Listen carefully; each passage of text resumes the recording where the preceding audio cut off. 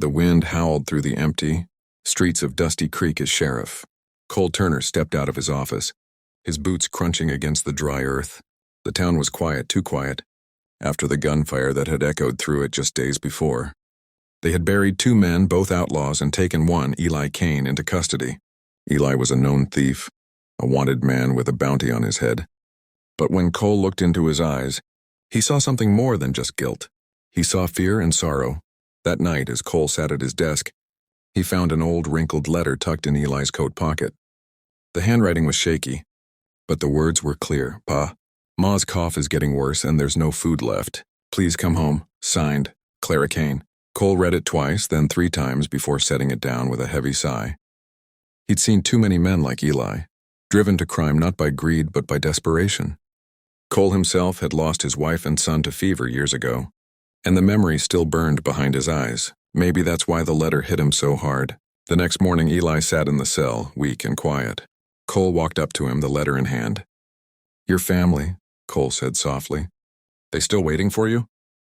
Eli didn't meet his eyes. Ain't got no one else but them, Sheriff. I never meant to hurt no one. Just needed money for medicine. Cole stood there for a long moment, torn between duty and compassion. Then he unlocked the cell. Get up, he said.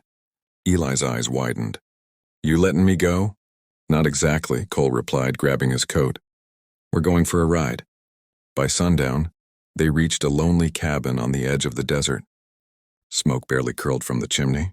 Inside, a thin woman lay coughing in bed, and a little girl clung to her mother's hand. When Clara saw her father at the door, she gasped and ran to him, tears streaking her dusty cheeks. Cole stood quietly in the doorway, watching the family reunite. Eli knelt beside his wife, taking her frail hand. I brought help, he whispered. Cole stepped forward, setting a small leather pouch on the table. Inside was enough money for food and medicine, money from Cole's own savings. Eli looked up stunned. Sheriff, I can't take this. Cole shook his head. You can, but you won't stay here long. I'll tell the marshals I lost your trail. You keep your family safe and don't ever give me reason to regret this. Eli's voice broke. I won't, sir. I swear it. Cole tipped his hat and turned to leave. As he mounted his horse, he heard Clara's voice call out, Thank you, Sheriff. He smiled faintly into the fading light. The law was meant to bring justice, but sometimes justice was mercy. And in that lonely stretch of desert, mercy had found a way to live again,